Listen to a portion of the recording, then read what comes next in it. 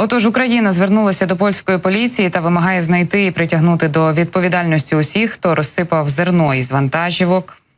Такі методи протестувальників не повинні толеруватися в європейській цивілізованій країні, не кажучи вже про моральну сторону цієї провокації. Тому ми вимагаємо знайти і притягнути винних до відповідальності.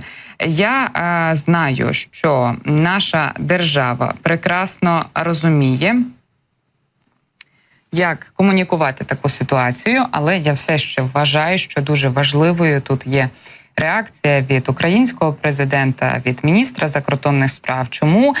Тому що їх тиражує міжнародна преса. І, можливо, у деяких країнах дізнаються, до яких провокацій вдаються польські протестувальники. І, можливо, це матиме якусь міжнародну реакцію. Бо зараз таке враження, що цим фактом такого собі, знаєте, завуальованого геноциду приймається тільки Україна і все, і більше воно нікому не треба. А може, якщо про цю ситуацію від українського президента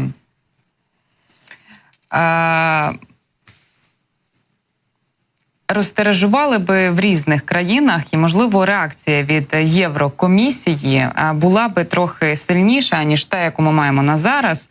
Я нагадаю, що наприкінці січня Єврокомісія все ж таки ввела запобіжники для українських підприємців, які планують завозити свої товари до Польщі, так, до інших європейських країн, до країн Євросоюзу. Але це все ж таки не влаштовує ані польських протестувальників, ані угорських протестувальників, ані, в принципі, протестувальників у інших країнах світу, адже такі протести насправді відбуваються у низці країн Євросоюзу. Просто, бачите, тільки Польща влаштовує ось такі тривалі протести і перекриває кордони із країною, яка воює. Раніше вони говорили про те, що гуманітарний вантаж, легкові автомобілі пропускати вони будуть, але часто ми чули про такі факти, що ні, цього не відбувається. Залишаємо тему поляків. Станом на зараз чекаємо на офіційну реакцію, і чекаємо, зрештою, на реакцію і від польських управлінців, бо вона не є доброю. Вона не є доброю і відверто дуже сильно засмучує. Як і стосунки із Польщею упродовж останнього часу. Всі сподівалися на потепління у 2024 році, але, бачите, польські фермери, напевно, там найбільшого того потепління у стосунках, у відносинах і не хочуть. До Угорщини тепер переходимо разом із вами. Глава МЗС Угорщини Петер Сіярто поскаржився, що на угорську владу чіпляють ярлики друзів Путіна. З чого б це? Він заявив, що в останні роки немає реального простору для раціонального діалогу зі стратегічних питань. На думку угорського міністра, якби було місце для раціонального діалогу, взаємні повага і якби ті, хто постійно говорить про демократію, звертали увагу на тих, чия думка дещо відрізняється від більшості, то цих ідеологічних дебатів та стигматизації можна було б уникнути. Петер Сіярто стверджує, що уряд Угорщини завжди був чесним щодо своєї стратегії та цілей, і це, можливо, за його словами, завдяки унікальній політичній стабільності, що панує в країні. Ось як ми можемо дозволити собі говорити те, що робимо, і робити те, що говоримо, сказав глава МЗС.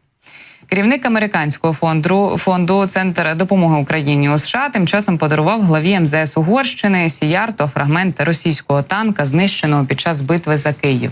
Це зроблено в Росії, а спалено і перероблено в Україні. Носіть це як брелок з ключами від свого дому, щоб не забути, що таке російський терор. Будь ласка, пам'ятайте уроки історії, те, що несли радянські танки на вулицях Будапешта 1956 року. Тонко натякнув він, передаючи сувенір Сіярто.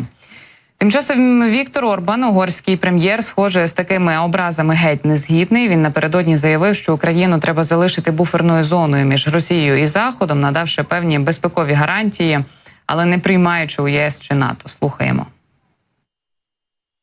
Подобається вам чи ні, подобається це українцям чи ні, Україна на мапі там, де вона є. Найкраща перспектива, щоб вона була буферною зоною між Росією і Заходом, звісно, з безпековими гарантіями. Якщо це не допоможе, Україна втрачатиме території. Росія буде знову і знову руйнувати Україну. Росія ніколи не змириться з тим, що на її кордонах з'явився такий член ЄС і НАТО, як Україна. Ніколи. Ось така ситуація залишається на міжнародній арені. Бачите, хочеться сказати щось погане, ну не можна. Треба тримати себе в руках, треба продовжувати уповати на українських дипломатів.